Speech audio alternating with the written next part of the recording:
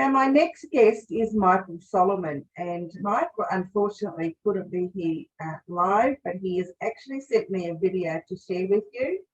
So I will be sharing his content, and yeah, it's worthwhile. He will be showing us how to ramp up our customer engagement and turn bored consumers into brand fanaticals.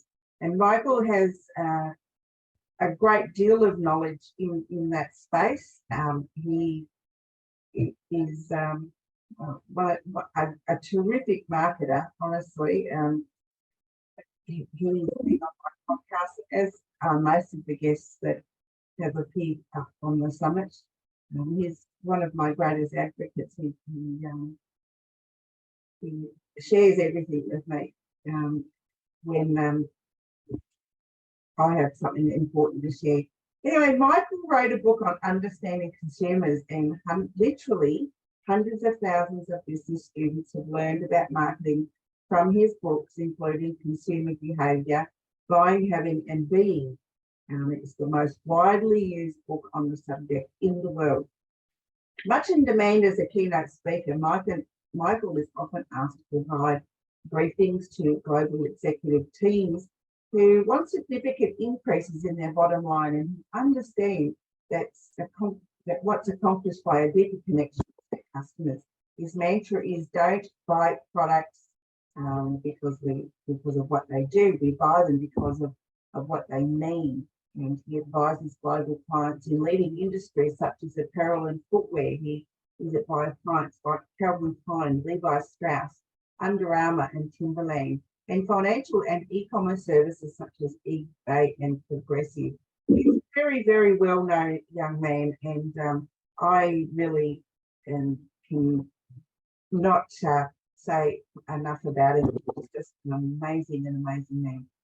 So without further ado, I am going to share my screen with you and share Michael's video, and I hope you get a lot of enjoyment out of it. Thanks so much for having me on your great program. I really appreciate it. It's an honor to be here. And thanks so much to all of you for tuning in to listen to me today. I'm a consumer psychologist. I specialize in consumer research. I've been doing it for a lot of years, but of course, never worked in a period like we're going through now.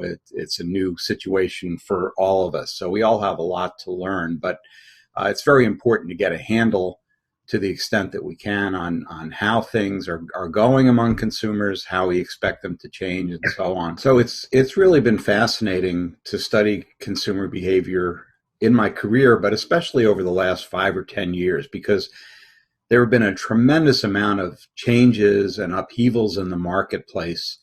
And this was going on even before the pandemic. So one of the things I'm going to emphasize is that other than maybe Zoom happy hours and elbow bumps, the pandemic hasn't changed behaviors as much as it has facilitated or exacerbated trends or disruptions that were already going on. So what happens in a crisis like this is that these things tend to move even faster than they did before. Now, first of all, I want to make it clear, I don't have a crystal ball.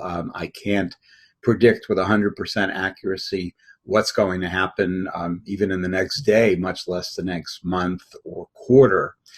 But frankly, anybody who does tell you that they can predict the future, if you believe them, then, I've got a bridge to sell you, or maybe some real estate in Florida, because nobody is able to predict with certainty what's going to happen, of course. But having said that, we can make some informed predictions or guesses largely based on a very simple premise, which is that the single best way to predict future behavior is to look at past behavior. Again, it's not 100% because every situation is different, but it's helpful as a starting point to take a little look backwards and to see to identify some situations that at least have had some similarities in the past and to get a sense of how people reacted there, at least as a starting point. And you've probably heard this famous quotation: "Those who can't remember the past are condemned to repeat it." And that's definitely true in marketing as well as in other parts of human activity. So, for starters, let's take a look back at the year 1918. Many of us didn't realize before the pandemic hit that we actually had a major flu epidemic or pandemic back in 1918 that killed many millions of people. I think we all know that now. And it's fascinating when you look back and you see some of the advertising and the public announcements and so on that were going on at that time, as these are all from 1918. You can see that there's a lot of similarity in terms of the way people are reacting, and especially using a mask and so on. For what it's worth, there's also some good data that show that cities that practice social distancing, that really enforce that, actually came out better economically in the long run for 5, 10 years, even longer after that, than did cities that did not enforce social distancing. So for what it's worth there.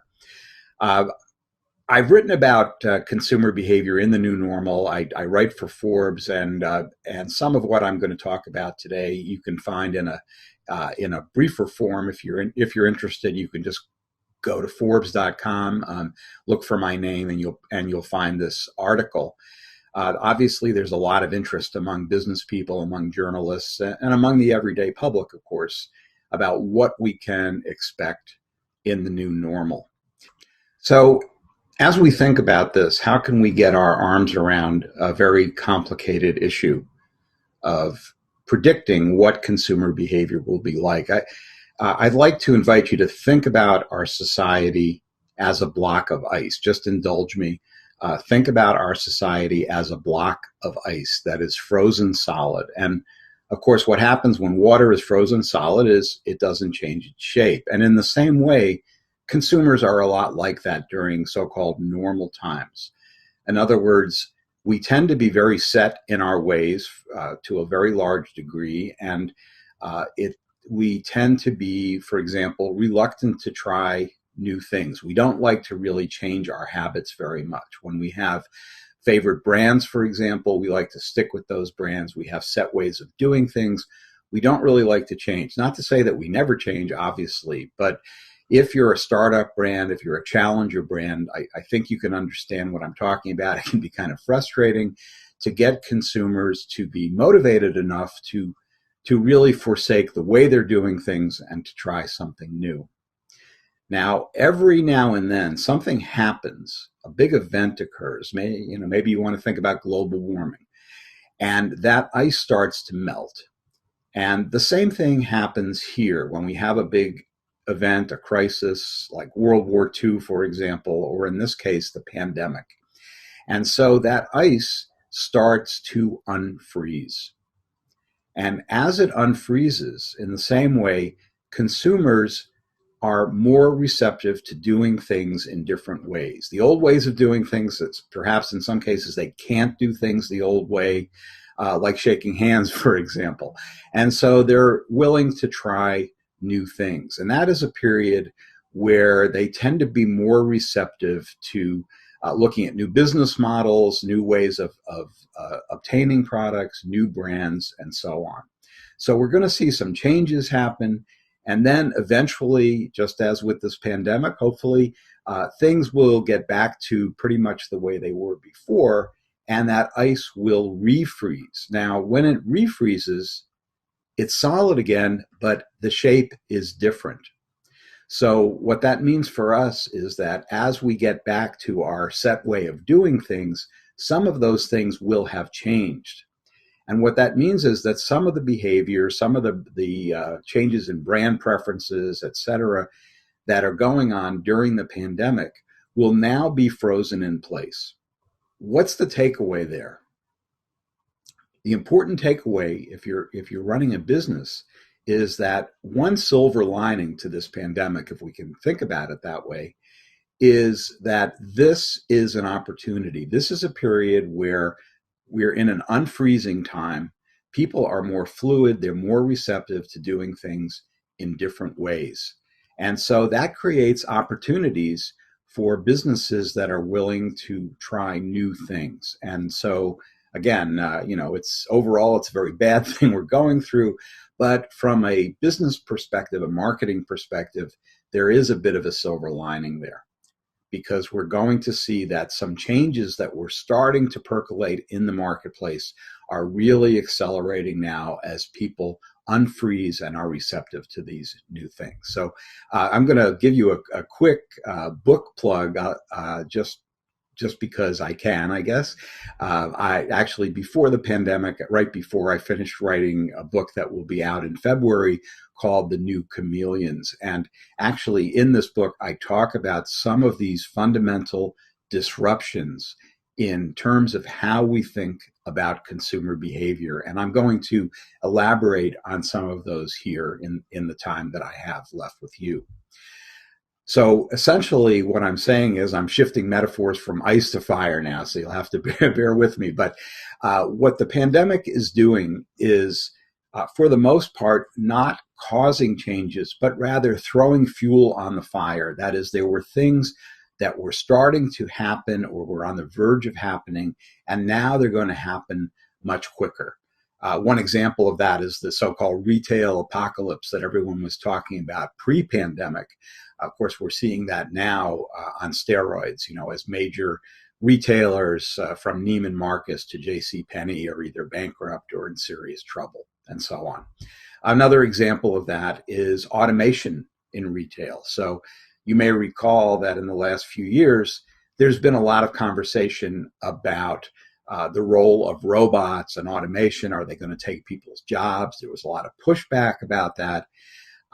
Now we're seeing, as people are more interested, for example, in touchless checkout and so on, there's a lot more positive receptivity, I think, to the use of robots, because after all, robots don't catch the same kind of viruses that people do. So there's another example of how the pandemic has not caused a major disruption, but it's definitely adding fuel to the fire. Now, when we think about these broad changes in culture, one of the things that we observe, and if I can get a little academic on you for a moment, we talk about our culture being in a period of postmodernism. Now, that word means a lot of things to different people. If you know anything about art, if you're interested in architecture, you'll recognize that word. And one of the applications, and the one that I want to focus on, is that in a modernist period, we tend to like to put things in neat categories, very scientifically. If you think about architecture, modernist buildings are the ones that are very symmetrical, like large skyscrapers that are, that are rectangular and so on. Whereas postmodern buildings are more fluid and they kind of defy categorization to some extent. And that's what I'm referring to when I talk about postmodernism in terms of consumer behavior. It's very important for us because, for one thing, it reminds us that the postmodern consumer, especially younger people, in terms of how they think about brands, their perspective is quite different. And by the way, they're pretty positive overall about brands. It's not that they don't like branding, but they use brands differently. They actively select different brands, some of them well-known brands, often some obscure brands, maybe some that they read about when they follow their fashion bloggers or what have you. But they proactively choose those brands that help to define who they are. And so branding plays a very important role in the postmodern marketplace. What that means for us is that in a postmodern period, we move beyond established industry categories. And every business, no matter what business you're in, your industry has categories, has ways to define both the products it makes and the consumers that it sells to. So if you're in the fashion business, for example, you might talk about resort wear or formal wear or various categories like that. I'm going to give you another example of that in a moment. In a postmodern period, a lot of those distinctions no longer make much sense because from the consumer's point of view, they tend to blur together, and consumers want them to blur together. very much like going to a restaurant, and well, I guess we don't have too many buffets anymore, but if you go to one of those big international buffets and you can put lots of things on your plate, you're not having Mexican food or Italian food or Chinese food. You're putting all these different things together on your plate, and that's how consumers today really like to experience many of the things that they buy. So that actually creates a lot of opportunities for marketers who get it, for marketers who get that the opportunities lie not necessarily within those established categories, but between those categories. Because consumers are experimenting with a lot of different lifestyles. They're no longer hemmed into certain stereotypes. So this guy, for example, is, the typical button-down executive guy, but, here on his lunch hour, he's getting some ink on his arm. And so that's a very different lifestyle than the one that you would think he has by looking at his white shirt and his tie and so on.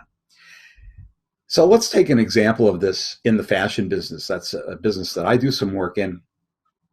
We have an established category, been around for many years, called athletic wear. And for a number of years, it's doing okay. It's not really doing great. Sales are kind of steady, nothing really happening there. We have another category the industry uses called leisure wear. Same thing for leisure wear, not much happening. But a few years ago, some smart people looked around and they looked at changes going on in the culture. They looked at some of the, for example, the emerging emphasis on wellness and health, and especially yoga as a lifestyle choice. And what did they do? They said, let's take some of the characteristics of each of these existing categories, but not be hemmed in by either of them. Let's merge those together to form a new hybrid category that we call athleisure. And as you are probably aware, athleisure as a category has really gone through the roof. And so retailers like Lululemon, for example, that was one of the originators of this style, they've done really well because they were able to look between the boxes and to invent an entirely new category. So what we want to do is we want to try to tear down the walls that separate these traditional walls, that separate consumers, that separate industries, and find new paths to resonance. Now, what do I mean by resonance? Resonance occurs when a brand really hits you. A brand is part of who you are. It helps to define your identity. It helps to define your culture. You can think of some of the obvious suspects there, like Apple and Nike, Lululemon, as I mentioned, Under Armour, and so on. Those are brands that have successfully figured out the story that they want to tell that goes well beyond functionality, because after all, a brand really is a story. And they figured out that the story that they're telling is one that people are really going to gravitate towards. And so it's going to resonate with them. So what I want to do in the time I have today, I'm going to very quickly go through 7 of these walls. I talk about even more in my book, but I want to quickly run through 7 of these walls. And I hope you can think about this for your own business. Some may be more relevant than others, but think about how you can break down established categories and assumptions to open up new opportunities. So the first one I want to discuss is me versus we. That is the individual versus society, and the individual's identity versus the identity that society wants to assign to that person. Now, back in the day, maybe back in my day, I guess you can tell from my gray hair, we had an expression, right? Do your own thing. And so one of the big priorities in society was to be an individualist.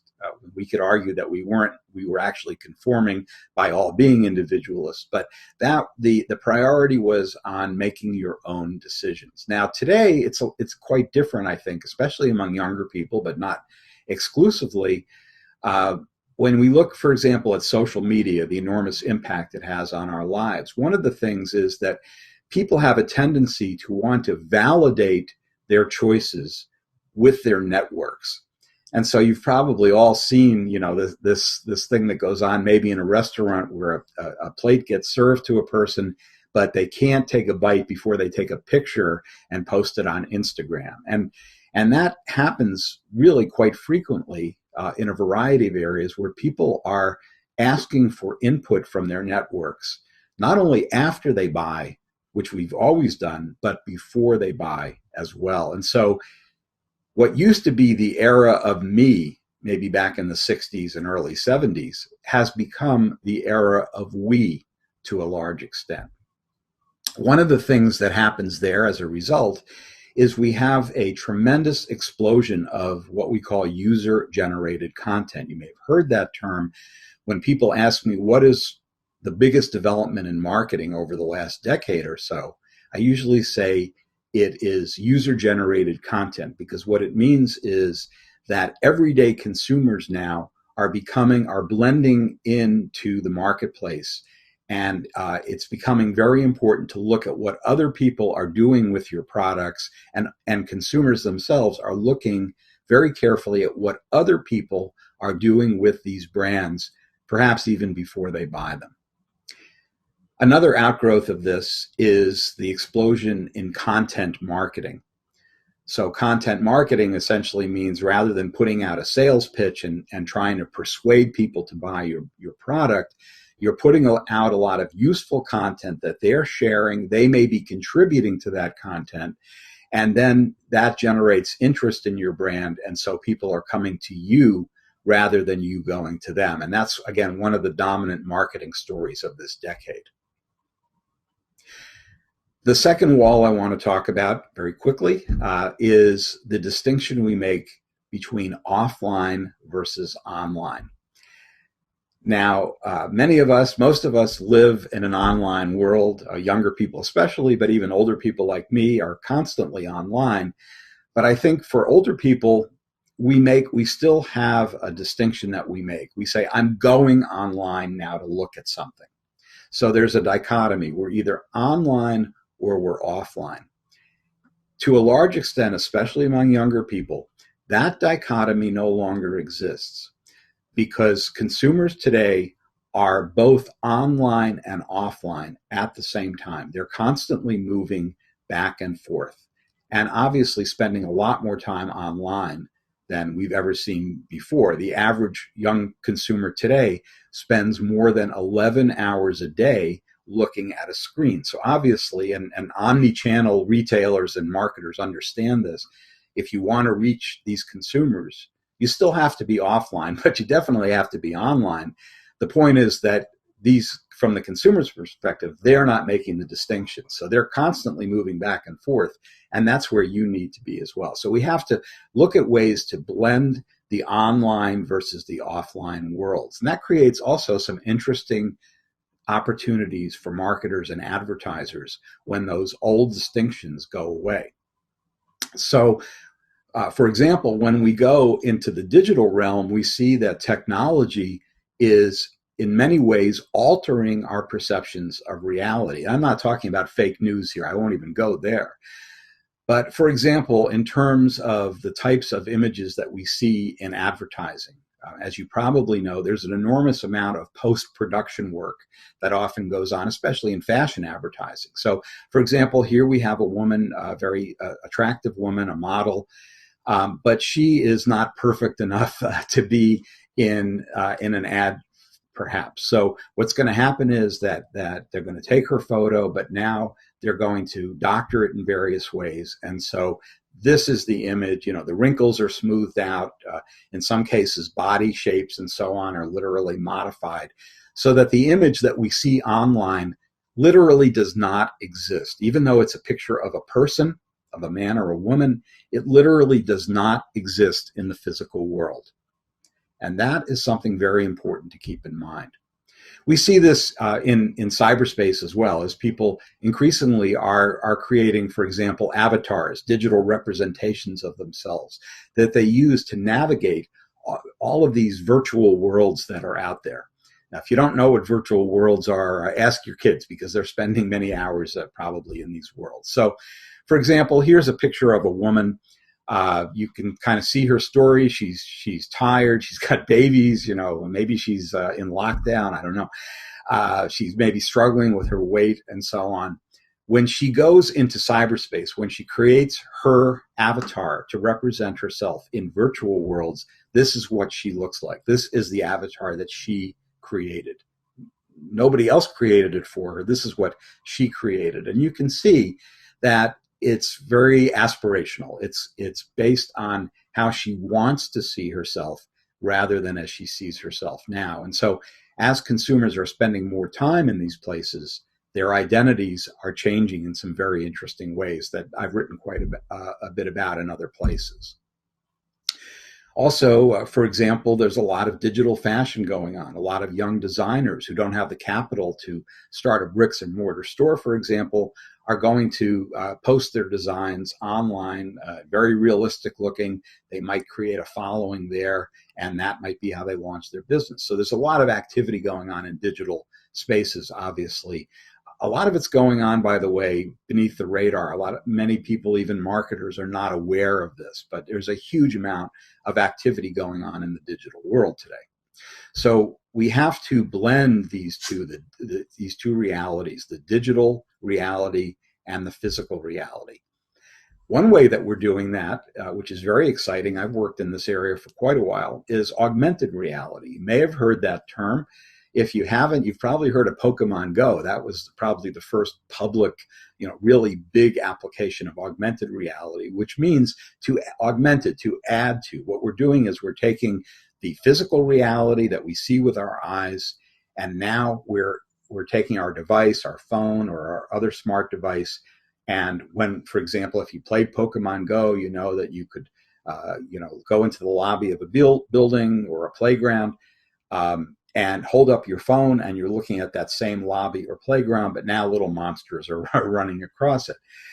Now that was a fun game. A lot of people got involved in that, but there's some very serious marketing ramifications to that, because what it means is if we do it the right way, we can take very static physical stimuli like store displays and billboards and things like that, and by holding our smart device over that can actually trigger something that's much more interesting.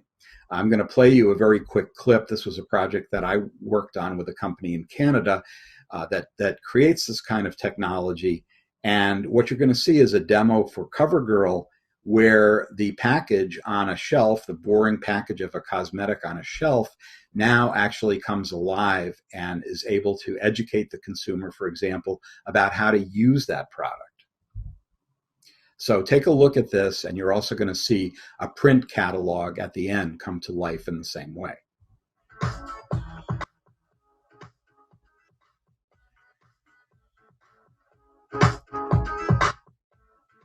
Tracy, I would never go out without my CoverGirl.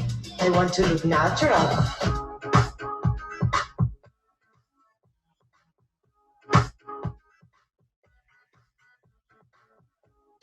Simply ageless foundation to help you look. 3 easy, breezy, beautiful CoverGirl.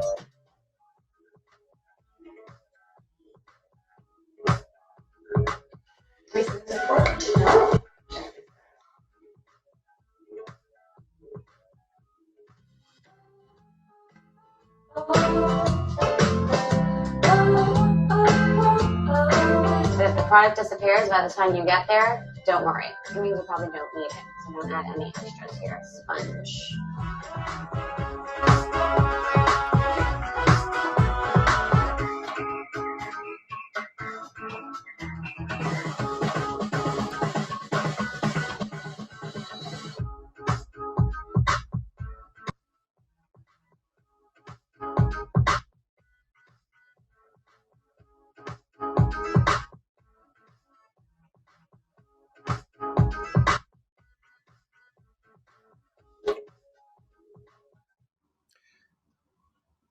So I hope you enjoyed that.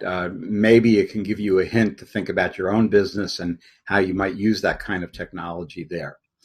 A third wall, very quickly, is owning versus renting. This is very interesting because historically we talk about pride of ownership. We talk about the importance of owning a home, of owning a car, maybe even in the old days owning a record collection, and that's starting to come back among people who are getting back into vinyl. But the idea that you have a collection that you actually own and you're able to hold it and look at it and so on. And today that is really not very important. Again, especially for younger people, as pride of ownership is no longer as important as getting access to things very quickly and being able to actually dispose of them. For example, a car, we were seeing a huge increase in number of people leasing cars. And in some cases, companies like Cadillac, for example, have programs that allow you to turn your car back in frequently, several times during a year even, so that you can experience new things. And so we're seeing an explosion in what we sometimes call collaborative consumption, where people are sharing various products. They're not necessarily taking ownership of them. It could be bicycles that they're renting. It could be, of course, Uber trips and that sort of thing. It can be music. It can be books. It can even be household tools, things like power drills and so on. It's much cheaper to rent a power drill for most of us only use that drill for probably an hour of its during our lives, and yet we're paying full price for it. So this notion that it's not necessary to own things, but now actually to lease them or rent them is becoming very important in a lot of industries. In fashion, for example, you're probably familiar with Rent the Runway and the phenomenal success that they've had, as a lot of young women in particular no longer think it's so important to have a closet full of clothes that they own but don't necessarily wear. Rather, they get a new outfit in the mail and then they're able to turn it around. A fourth wall, I'm going quickly through these walls, is producer versus consumer. So in the old days, there was a very, very thick wall, especially as companies didn't want customers to have any sense of what they were doing until the product was absolutely perfect and ready to go. That's really changed today. It started with software. We talk about things being in beta. And today, a lot of products are in beta as well, as some companies realize when they develop new products, the best source of inspiration for ideas is their customers. And so there's a lot of so-called co-creation going on, where customers are enlisted to actually be involved in the production of the products that they buy. In terms of advertising, you may be familiar with the Doritos campaign that ran for 10 years during the Super Bowl, where everyday people shot ads for Doritos. In many cases, these ads cost them less than $100 to produce. They put them on during the Super Bowl. And for 10 years running, those ads were among the most effective and most recalled ads during the Super Bowl. So that's a great example, again, of user-generated content in the advertising space. Now, there is a downside to this. When you give the inmates the keys to the asylum, they're going to do some interesting things. And so consumers can be very creative. Companies that are used to guarding their collateral very carefully, their intellectual property, have to become much more flexible in this day and age. These are all examples of company logos that consumers have played with a little bit, I guess you might say. But the thing is that in today's user-generated world, the reality is you don't own your brand anymore. You co-own it with your customers. And they are going to find new uses for your brand no matter what you do that you probably hadn't thought of. I doubt that the person who designed this cigarette lighter, for example, ever thought that it would be used as a piece of jewelry for the face. But this is the kind of thing that happens all the time. So I say, get over it. In today's world, you have to be willing to share your IP with your customers, and there are some very tangible benefits to doing so. The fifth wall that is coming down very quickly is male versus female. We have a lot of conversations going on now in our culture and around the world about this traditional dichotomy, the assumption that you are either male versus female. And you'd have to be living under a rock to not understand that today there's a lot of change going on in these fundamental definitions of gender.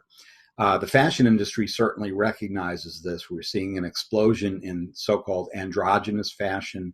We're seeing some prominent menswear and womenswear designers who are combining their shows, for example, and now showing menswear and womenswear together. There's a lot of upheaval going on in this industry that's directly related to the erosion of this wall that traditionally separates our definitions of male versus female.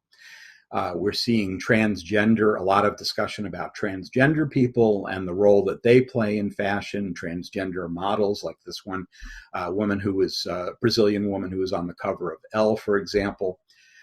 Androgynous companies. So here we have Me Undies, a startup company. They don't sell men's underwear or women's underwear. They sell underwear, and both men and women buy that underwear. So it's a different way to think about things. Again, it also creates new market opportunities. So for example, it broadens some markets like perhaps jewelry for men, bags, accessories for men, that who wouldn't have considered wearing, for example, bracelets or necklaces before. Now suddenly there's a new market there because some people are thinking outside of that traditional box and finding new opportunities. The sixth wall, I'll mention briefly, flesh versus machine. So we have in our culture, we're talking a lot, as I said earlier, about automation, about robots. But we've always considered these robots to be separate from us. They're by definition not human. But of course, today, if you watch TV shows like Westworld, or there's a lot of conversation about robots. Do robots have rights? Just to say, do robot workers have rights like human workers have rights, etc. So it's fascinating to see, as this wall is coming down, how much technology is being incorporated into our bodies. So we know, this is one of my favorite images, but we know that the body is always a work in progress. And so we're always trying to modify our bodies. We literally don't look the same from day to day. This person, Mona Lisa, obviously looks quite different for various reasons, but we all, to some extent, are a different person today when we woke up than yesterday. But what's going on now that's different is that we're not just putting things on our body, we're putting things in our body, whether it's silicone implants or dental implants. Many of us are walking around with pieces of metal in our bodies. Lots of people can't go through the airport metal detector because they have artificial hips and things like that. So a lot of products are really playing double duty now because they're multifunctional. So again, they're crossing industry boundaries. For example, smart contact lenses for diabetics that can monitor insulin levels is a great application of this. Pantyhose and I worked on this with a big company, pantyhose that actually are a delivery system for various things. As basically what happens is that as the skin rubs against this particular kind of textile, it's called microencapsulation. It's got little beads in it that slowly open. And so as the skin rubs against it, the pantyhose is going to deliver, for example, vitamins or supplements and things like that. So we can today, when we allow ourselves to look between the lines, we can see that lots of products actually can be smart delivery systems. And increasingly, I think that we're going to see this as we talk about computer wearables and things like that. Lots of interesting things happening. In some cases, we're integrating advertising into our bodies as well. This is something going on in Japan. You wave at somebody and they see armpit advertising going on there. So this is a strategy sometimes called identity marketing, where the consumer actually becomes the billboard for the brand. It can be in the form of a temporary tattoo. Sometimes it's a permanent tattoo. But it really is an important development because it shows that we're not just wearing a company's T-shirt, for example. Our bodies themselves are emblazoned with all of these slogans. The final wall I want to talk about is one that's painfully obvious to many of us, and that's work versus home. So especially pre-pandemic, many of us made a distinction where we left our home, we went to a place called work, we did things there, we came home, we did other things. But again, before the pandemic, increasingly we saw that telecommuting was starting to grow in popularity. Obviously now, the boundaries between work versus play or work versus home are really blurred for a lot of people. Some people love it, some people hate it. Lots of interesting, kind of boundary problems crop up. Many of us have been on Zoom calls where we're interrupted by a child or by a pet or something like that. This was a famous one. You may remember this BBC broadcaster who suddenly had a toddler in the background there. Lots of industries are going to be affected by this. Home furnishings, how do we create home offices that allow us to get things done? Work from home fashions, Zoom shirts. Some people perhaps not wearing pants. I hate to ask my students when I'm Zooming with them whether they're wearing pants or not. I kind of stay away from that. But yeah, it's creating huge changes, definitely in the fashion industry, but in some other industries as well. So I've quickly gone through 7 of these categories. As I've said, there are many more. I talk about them in my book, but hopefully you've been able to at least resonate with some of these categories, and I hope that it will maybe help you to think a little differently about your own business and opportunities that you can find.